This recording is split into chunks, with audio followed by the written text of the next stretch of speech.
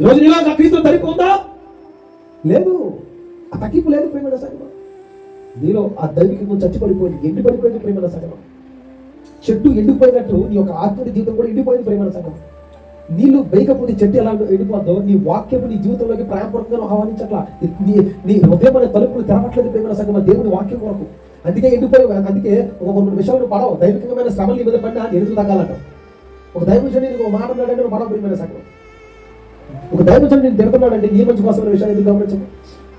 నేను సరి చేయాలని ఒక మాట అంటాడు, నువ్వు సరిగ్గా ఉండాలని మాట అంటాడు. నువ్వు దైవజనుడు మాట లేక చెయ్యవు. ఒరే నీ పరిచయం రా అంటే నాకు పని ఉందంటావు. ఒరే నువ్వు ఇది మొయ్యాలి రా అంటే నాకు అలా కాదు అంటే ఈ శరీర తత్వము సుఖాన్ని కోరుకుంటుంది. కాబట్టి ఒమ్ముని పరిచయం చేయడానికి మన శరీరము అంగీకరించట్లా.